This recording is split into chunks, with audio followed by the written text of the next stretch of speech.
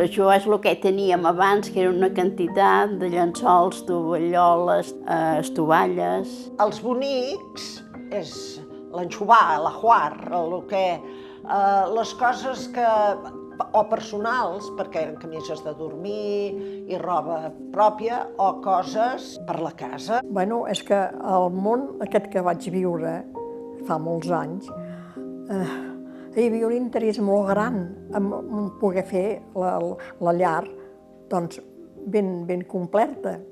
I les noies totes, això era com una espècie de voluntat que es portava, que s'havia de tenir molta roba. Llençols, la persona que quan es casava no tenia una dotzena de llençols, ja tothom semblava que aquella noia era pobra.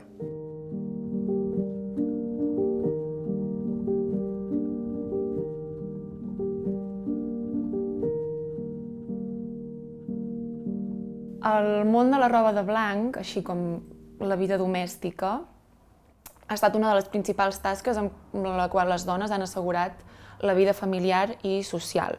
És a dir, al voltant de la costura, de la confecció, de les labors, de la indumentària en general, s'ha anat conformant un univers femení amb la tècnica artesanal exclusiva de les dones al centre. En aquest univers femení s'hi han desenvolupat espais de socialització, elements d'identificació individual i col·lectiva i canals de transmissió del coneixement i, per tant, de consolidació d'una memòria femenina. Però des dels estudis del patrimoni, sobretot entre les classes populars, ho hem obviat, no ho hem estudiat i, per tant, ha quedat invisible. Per tant, tots aquests coneixements associats al món de les treballadores de l'agulla, tots aquests objectes que s'han heretat de generació en generació i, per tant, tota la memòria d'aquestes dones que han cosit durant tota la seva vida queden fora del que anomenem cultura o patrimoni col·lectiu.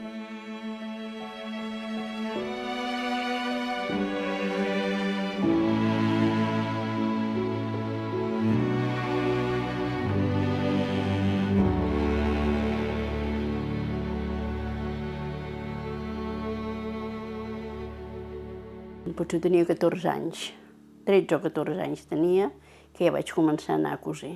Les nenes, era habitual que ja t'ensenyessin a cosir, a fer puntetes, a fer coses. 14 anys doncs me'n vaig a l'escola i vaig anar a planxar i a cosir, que a planxar ja hi anava als estius, mentre feien vacances a Can Bajona, i ja hi anava des de 7 anys. Vull dir que llavors, a partir de llavors, ja fins als 18, encara no els havia fet, doncs vaig anar a planxar unes hores i a cosir. Vaig anar a cosir amb una modista que vivia també molt a prop de casa i en sabia molt ella i me'n va ensenyar. Jo, a part de fer els bonics, que en diem, jo feia la roba de tota de casa, Quan jo tenia uns 10 anys, la meva mare ja em va fer anar amb una modista a aprendre a cosir amb la Francisqueta, del carrer de Sant Pere.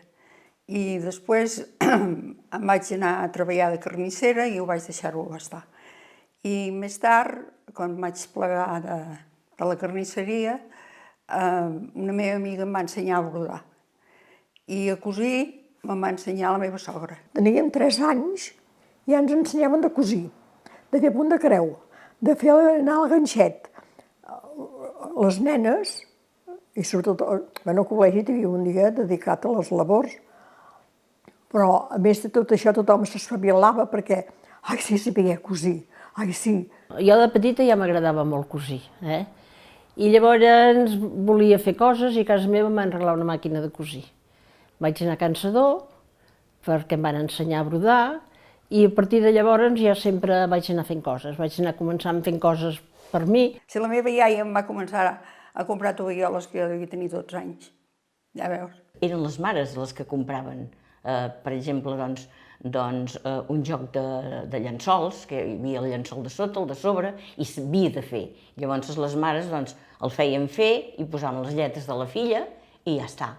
Les mares ja de petites ja es preocupaven de que tinguessis quan fos l'hora, que comencessis a festejar, tinguessis quasi de tot. Les mares, i algunes àvies també que li feia gràcia per a la neta o per a la filla, principalment si era una àvia, per a la neta, preparar-li l'ajuar perquè quan ella tingués l'edat doncs no es trobés que no tenia llençols si la mare no podia o no tenia tovallola. Veus, aquest a més de ser brodat, té un entrador, ho veus, que és sobreposat.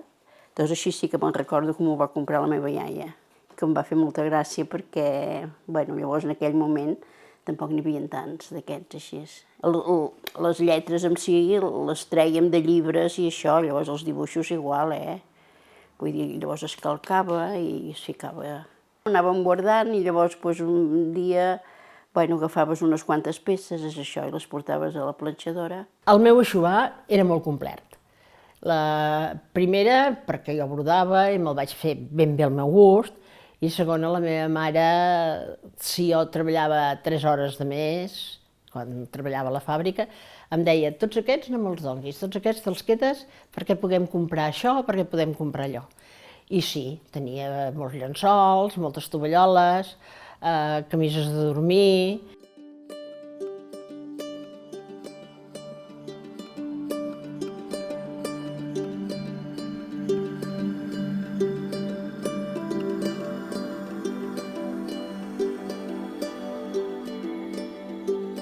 L'aixuvar, a la segona meitat del segle XX, és un conjunt tèxtil d'alt valor econòmic que la núvia aportava al nou nucli familiar quan es casava com a recurs conjugal. Anteriorment, però, l'aixuvar havia estat una transacció econòmica que acompanyava l'enllaç matrimonial i que estava ben reglat pel sistema civil català, per tant, de forma legal, com a part del dot. Oh, tenia 2 llençols de fila, que semblava que tenien aquí un valor. Això era important perquè quedava ben registrat en els capítols matrimonials, que seria el contracte conjugal.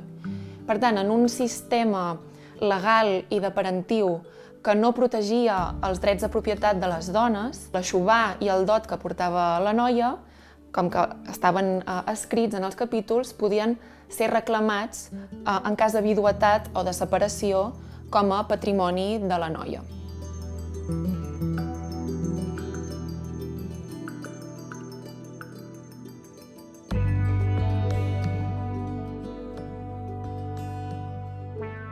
Ja ben entrat al segle XX, aquesta funció social transaccional de l'aixuvar va quedant diluïda i queda com a proveïment de la roba necessària per al nou nucli domèstic. Aquest subministrament de roba que és l'aixuvar fins fa ben poc, part del valor que té és el de representar i expressar quin és el paper de la dona en cada moment històric.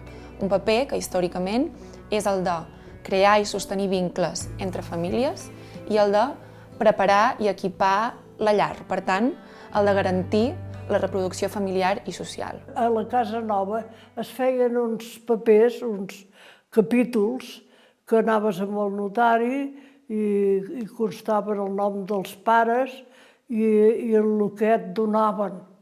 Que el que et donaven vol dir si hi havia una màquina de cosir la valoraven, si hi havia aquestes robes també els hi donaven un valor, i llavors et donaven, segons el que els hi semblaven al pare, que era el que solia decidir, uns dinerons. Poca cosa, però érem colla i devia fer el que podia. I això, davant del notari, ja ho donava en el que havia de ser el marit. I el marit, quan arribava a casa, ho donava a la seva mare, en el meu cas. O sigui que jo de diners d'aquests no em vaig veure mai més cap enlloc. Tot home ha set jove, i quan ets jove el que vols és viure la teva vida. I és clar, quan estàs a casa i estàs tan controlat, doncs el que vols és casar-te. Jo em vaig casar amb 20 anys. Si ens fixem en les pràctiques associades a l'aixuvar, veurem que hi ha un èmfasi important en la reclusió de la dona a la llar, a l'espai domèstic. La costura, el brodat, són garanties i símbols de la puresa i la virginitat de la dona, que són qualitats que és essencial que mostri en arribar al matrimoni. L'ajuar era de color blanc, jo suposo perquè representava que la noia es casava i era un canvi de vida. Abans en haguéssim dit com el vestit de núvia, que el posaven blanc.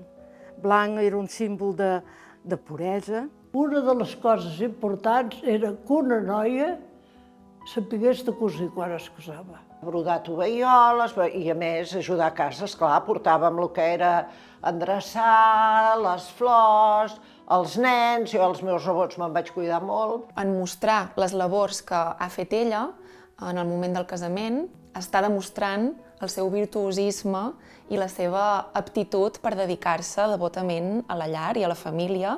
I, a més, tot això són valors que seran avaluats i sancionats públicament. Era habitual que, abans de casar-se, les noies tinguessin una habitació allà on els anava bé, sobre el llit, o com una exposició. Posaven tots els bonics allà. Com més n'hi havia, doncs, esclar, es valorava més si la noia ho havia sabut fer ella, o si ho havia fet fer, si sabia de cosir, si tenia molta cosa, allò poder mostrava un estatus social més bo. Llavors aquesta roba, quan la treies de l'exposició, ja te l'enduies a la casa que anaves. A l'armari, si l'ensenyaves, havia de ser ple. Hi havia una noia que es va casar amb un abogat de Vic. I esclar, com que venia a aprendre de planxar també, doncs quan es va voler casar, vam anar a casa seva, van agafar totes les coses d'aquesta noia, tot un menjador, una habitació, tot arreu, els llençols, les tovalloles. Tant la dona, que és, que ho hem dit, recluïda a dins de casa, com la llar mateixa, són aquests símbols de la intimitat, màxims símbols de la intimitat, que paradoxalment s'utilitzaven com a aparador per mostrar el prestigi i l'estatus de la família. El que era maco era obrir la porta i de dalt a baix, tot ple, allà, Venien parents, venien veïns i els ensenyàvem l'habitació, obríem l'armari perquè ho veiessin tot. I després teníem un lloc que hi havia la vaixella, la cristalleria, també. Ho ensenyàvem tot. Quan ensenyàvem l'armari, doncs, esclar, que si era ben molt ple, doncs era el que volien. Sobretot els pares, perquè nosaltres també ja no... Sí, però ja no ens feia tant d'allò, però els pares, que les filles ensenyessin l'armari ple i això, doncs era molt, i els sogres i tot, verge, sí. Almenys davant de la meva cara tot era molt maco.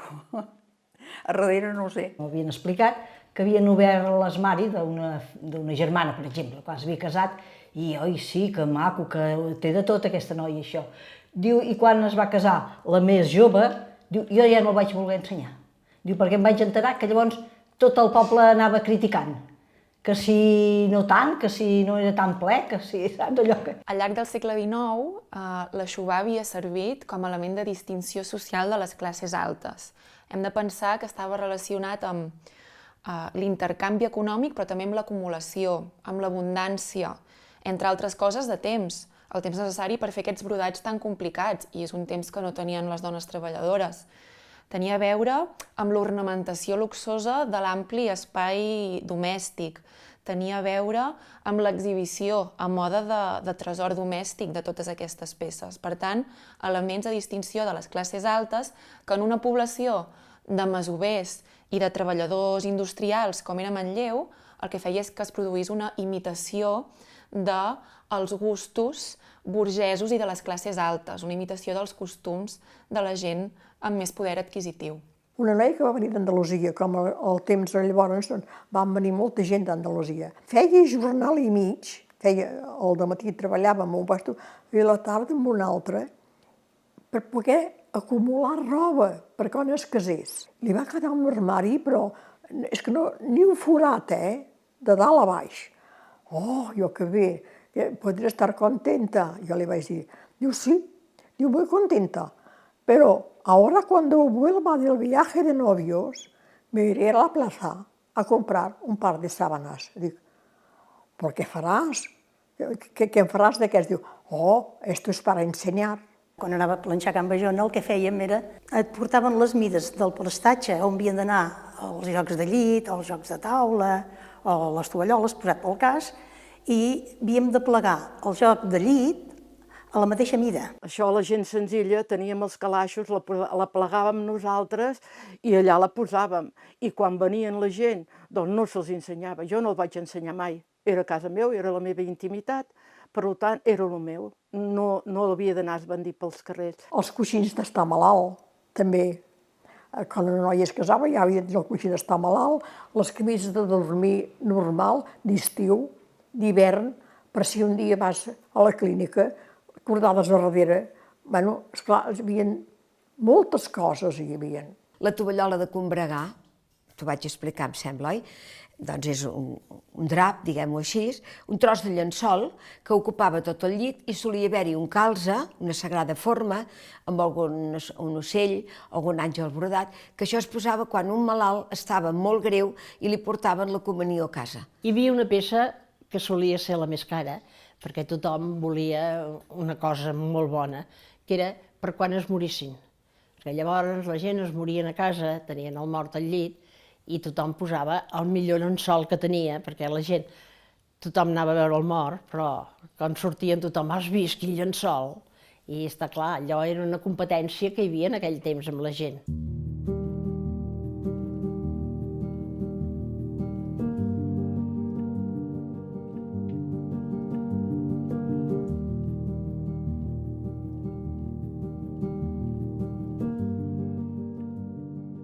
Les estovalles, les de Nadal, que només les utilitzaves, perquè això sí, per Nadal, has de posar les estovalles de Nadal, llavors pels Reis també la posàvem. Pel ram, o per la festa major, o per la Puríssima, doncs hi havia unes dades que les noies havien d'estrenar. Hi havia hagut molt treball per fer-les i es feien servir quan tenies una criatura, però encara les guardo jo. Pensa que això jo ho tinc tot guardat perquè no faig servir res, perquè clar, això s'ha de planxar molt i porta molta feina i avui dia no ho fas. Trobo moltes noies que havien vingut a aprendre de planxar i em deien: Maria, jo tinc aquell armari ple, què n'has de fer? Ai, no ho sé, filleta, mira, guardo. Tenir un llençol valia molts diners. I esclar, es havia d'anar pedaçant i la gent tenia la mentalitat que si es perdia un llençol havíem de comprar un altre perquè ens quedaríem sense. És que era una altra època, que no hi havia de res. I sí, aquesta mentalitat que encara hi havia, la mateixa que hi havia d'estalviar. La gent s'hi deien, guanyem tants, aquestes miques s'han d'estalviar pel dia de demà. Algú en deia la poma de la set. Són coses que les feies perquè és el que es feia en aquell moment. Perquè potser també una mica la mentalitat de dir si més endavant no puc comprar tanta roba, ja la tindré, perquè precisament la roba de casa no passa mai de moda. Amb el que portava, només us diré que no he comprat cap llençol. Encara vaig fent el que jo portava quan em vaig casar. He anat utilitzant els més senzills, els brodats més senzills que no m'han donat tanta feina de planxar. I per què no es pot posar? Perquè té un manteniment. A l'hora de rentar, a l'hora de planxar, sobretot planxar. Has posat aquell llençol tan maco, et donarà una feinada per planxar, és igual, però perquè l'haig de fer per tenir-lo a l'armari. Jo no. Quan vam tenir la botiga, al cap d'uns anys, em vaig donar compte que el cotó s'havia de planxar i el tragal no, i jo em vaig acostumar amb això i encara continuo amb això. I tinc tot l'altre a l'armari, que quan em moriré se n'anirà tot a pique.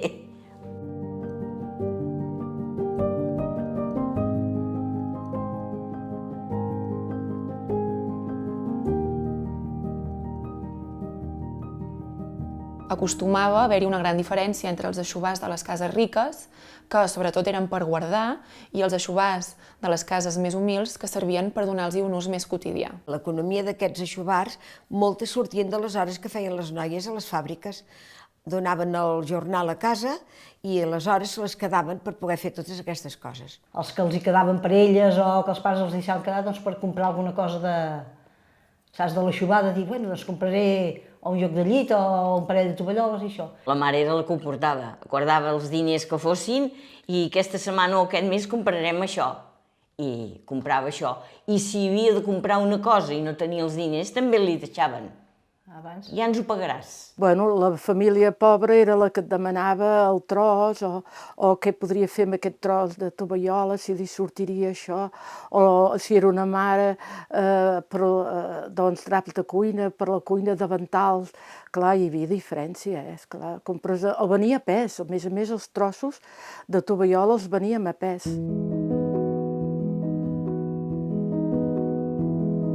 Entre les classes populars de Manlleu i els negocis familiars s'establien nexes solidaris, informals, relacions personalitzades i recíproques entre clientes i brodadores o clientes i botigueres, que feia que no fossin simples relacions comercials, sempre habilitades per les relacions de veïnatge i de proximitat social. Feia caixes i cada senyora venia i comprava.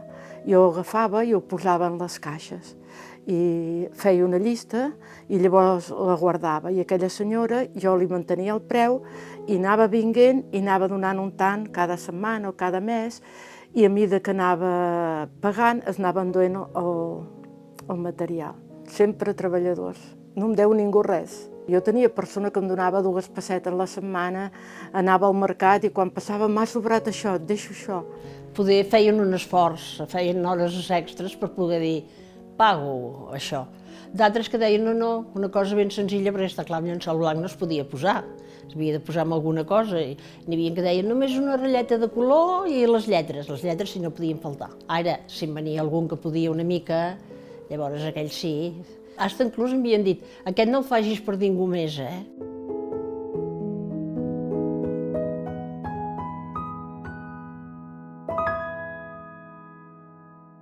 Quan parlem de l'Aixovar, un dels aspectes fonamentals és l'econòmic, perquè hem de pensar que a moltes dones els hi va obrir les portes al treball remunerat en convertir-se en oficis.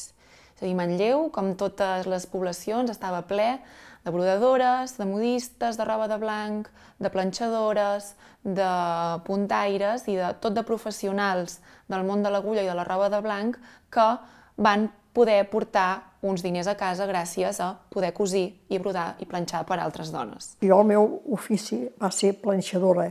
Des de 7 anys que vaig anar a aprendre de planxar i tota la meva vida no he fet res més que planxar. Em vaig casar, vaig tenir els nens i em vaig quedar a casa.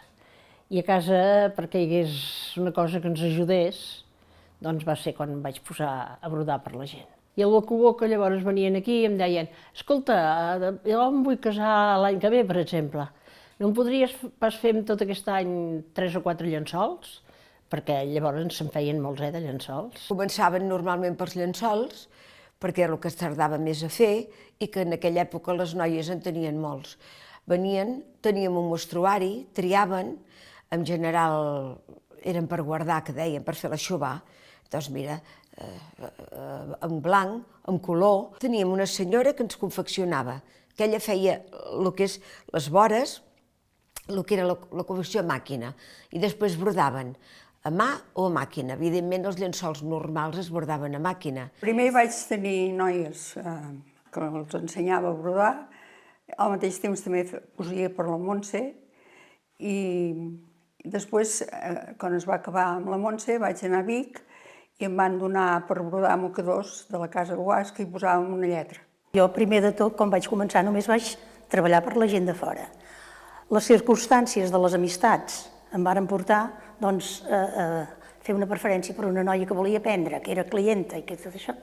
I llavors l'una a l'altra, l'una a l'altra i l'una a l'altra es va anar omplint fins que vaig tenir 12 noies. Un cupo, s'ha de dir. Vaig treballar per la gent més de 50 anys, Vaig començar a 18 anys i no fa pas massa anys que vaig plegar, Vull dir que... La que havia de pagar era molt car, però tu no podies comptar les hores que hi estaves. Més o menys el que veies que hi havia més feina, pensaves, bueno, aquest cobres una mica més, i l'altre, que feia no tanta feina, però també semblava que era vistós, compensava l'un amb l'altre. Però no podies comptar les hores per valorar, perquè no es podien comptar. Totes aquestes professionals que tenien una destresa tècnica excepcional apresa des de petites, no se'ls reconeixia el seu treball com a cosidores o brodadores. Era un treball infravalorat i no només això, sinó que els diners que rebien tampoc eren valorats de la mateixa manera. Es consideraven doncs, una ajuda supèrflua que es dedicava a capricis de les dones. Ajudava a guanyar diners, pocs, que com havies comptat el fil, el llum i les hores que hi passaves, les hores no les podia comptar, perquè moltes hores eren hores al vespre quan tothom estava arreglat. Jo considero que per dir molt valorada no ho estava, perquè jo mateixa, amb el que et dic, les noies de 10 a 12, de 3 a 5, de 5 a 7 i de 7 a 9, tenia 3 criatures en aquells anys que els homes no... com si no hi fossin. Em havia trobat que a vegades em deien, tu Rai, que t'estàs a casa. Jo representa que no treballava. Estava ocupada de les 9 del matí fins a les 11 del vespre, però jo no treballava. Havia sentit a dir que, esclar, si no vas a la fàbrica no treballes. Esclar, no ets valorat. Encara que portessis diners a casa, també. Un any per Nadal no teníem per celebrar el Nadal i vaig fer un llençol que l'havia de portar a una casa d'una gent que estaven bé i vaig passar allà i vaig dir, miri senyora, li porto el llençol perquè he pensat que poder aquests dies li agradaria. I em va dir, doncs sí, em fas un favor.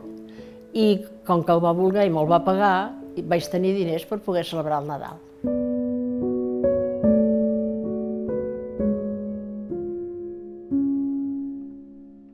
Aquestes peces que anirien a l'eixuvar les regalava la mare, o l'àvia, o la tieta, o bé les nenes aprenien a cosir amb la modista del carrer, o amb la brodadora del barri, amb les veïnes, de manera que s'anava configurant una línia de transmissió de coneixements i d'objectes i que configurava un univers femení amb uns espais específics reservats per a aquestes dones, un gust estètic concret, una forma d'artesania en el seu moment molt preuada i que, a més, marcava d'una forma molt important el cicle vital d'una dona i tot això, doncs, d'alguna manera, ha quedat guardat en els calaixos.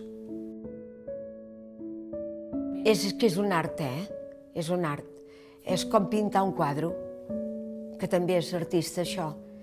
Home, tu en pots aprendre, però les virgueries d'aquestes senyores o el que feien les monges, que les monges, com que no els comptaven les hores, ho entens? Tant era.